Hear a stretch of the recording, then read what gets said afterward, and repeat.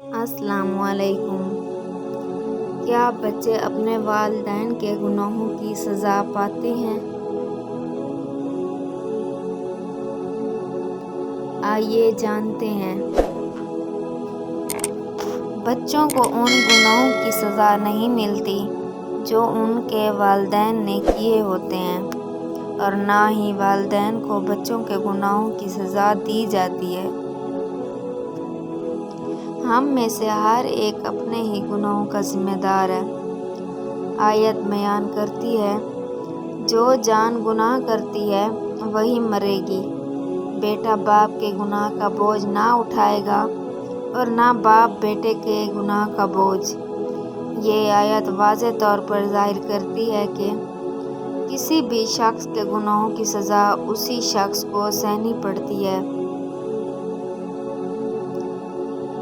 ایسی ایک آیت موجود ہے جس کی بنا پر بعض لوگوں نے اس بات پر ایمان رکھنا شروع کر دیا ہے کہ گویا بائبل یہ تعلیم دیتی ہے کہ ایک نسل کے گناہوں کی سزا اگلی نسل کو ملے گی، لیکن اس آیت کی یہ تشریح غلط ہے۔ یہ آیت خراج باب 5ویں آیت ہے، جو کہ بت پرستی کے حوالے سے بات کرتی ہے۔ تو ان بتوں کے آگے سجدہ نہ کرنا اور نہ ان کی عبادت کرنا، کیونکہ میں خداوند تیرا خدا غیور خدا ہوں، اور جو مجھ سے عداوت رکھتے ہیں ان کی اولاد کو تیسری اور چوتھی پشت تک باپ دادا کی بدکاری کی سزا دیتا ہوں۔ خراج باب 5ویں آیت کے سیاق و سباق کو دیکھا جائے تو ہمیں یہ معلوم ہوتا ہے کہ خدا یہاں بت پرستی کے گناہ کی بات کر رہا ہے۔ خدا بت پرستی کو اپنے پاک اعتماد کو دغا بازی کے ساتھ دھوکہ دیتے ہوئے ٹھیس پہنچانے کے مترادف پیش کرتا ہے۔ بت پرست خدا کی قائم کردہ بادشاہت کے اندر غرار ہیں۔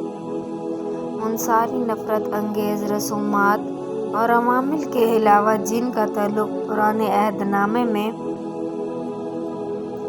بت پرستی کے ساتھ تھا۔ بت پرستی کی یہ خاصیت ہے کہ یہ بڑی آسانی کے ساتھ معاشرے میں اپنی گہری جڑیں گاڑنا شروع کر دیتی ہے۔ ایسے ماحول میں پروان چڑھنے والے بچے بھی قائم کردہ نافرمانی میں پڑتے ہوئے ایسی بت پرستی کر سکتے ہیں۔ ایک نافرمان نسل کے کاموں کا اثر بدی کے بیچ اتنا گہرا ہوتا ہے کہ پھر اس کے اگنے والے بدی کے درخت کو اکھاڑنے کے لیے کئی نسلیں ختم ہو جاتی ہیں۔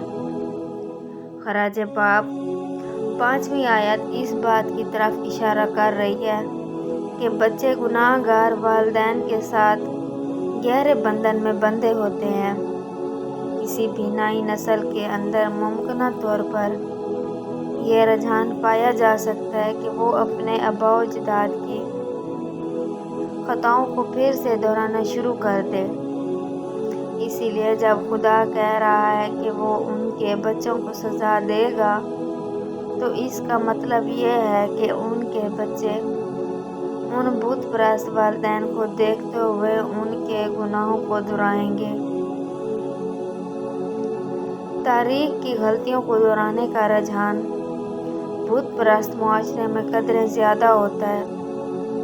یہاں پر ایک اور بات ذہن کو رکھنے کی ضرورت ہے کہ خراج باب 5ویں آیت میں پایا جانے والا انتباہ موسوی شرائط کا حصہ تھا، جس کے ماتحت پوری اسرائیل قوم تھی۔ اس لیے نسل کو سزا ملنے والی جو بات ہے اس کو مجموعی طور پر پوری قوم کے لیے سزا کے طور پر دیکھنے کی ضرورت ہے، نہ کہ شخصی یا خاندانی طور پر۔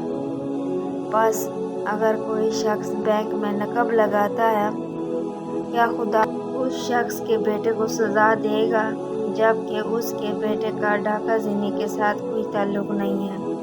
بالکل نہیں۔ تاہم یہ ممکن ہے کہ وہ باپ جس نے بینک میں ڈاکہ ڈالا تھا، اپنے جرم کے فطرتی نتائج کی بدولت اپنے بیٹے کے لیے زندگی گزارنا مشکل بنا دے۔ اس کے علاوہ اگر وہ شخص اپنے بیٹے کو بینک میں ڈاکہ ڈالنے کی ترکیب کے حوالے سے تربیت دے رہا ہو، پھر ممکن ہے کہ بیٹا بے ایمانی کے اسی راستے پر چلے۔ اس صورت میں بیٹا اپنے باپ کے گناہ کو اپناتا ہے اور اسے اس گناہ کی سزا ملے گی۔ جیسا کہ آیت واضح کرتی ہے، ہم میں سے ہر ایک اپنے گناہ کے لیے ذمہ دار ہے اور ہمیں ان کے لیے سزا برداشت کرنی ہوگی۔ ہم اپنے جرم کو دوسروں کے ساتھ بانٹ نہیں سکتے اور نہ کسی کو ہماری تقصیروں کا ذمہ دار ٹھہرایا جا سکتا ہے۔ تاہم اس اصول سے ایک صورت میں استثناء حاصل ہے اور اس کا اطلاق تمام انسانوں پر یکساں ہو سکتا ہے۔ ایک شخص نے دوسروں کے گناہوں کو برداشت کیا اور ان کے گناہوں کی قیمت ادا کی تاکہ گناہ گار خدا کی نظر میں مکمل طور پر استعباز اور پاک بن سکے۔ یہ شخص یسوع مسیح ہے، جو اپنی الہی ذات میں کاملیت کا حامل ہے، لیکن اس نے ہمارے گناہوں کو اپنے اوپر لے لیا۔ جو گناہ سے واقف نہ تھا، اسی کو اس نے ہمارے واسطے گناہ ٹھہرایا تھا تاکہ ہم اس میں ہو کر خدا کی راستہ بازی ہو جائیں۔ یسوع مسیح کو ہماری جگہ پر سزا دی گئی تھی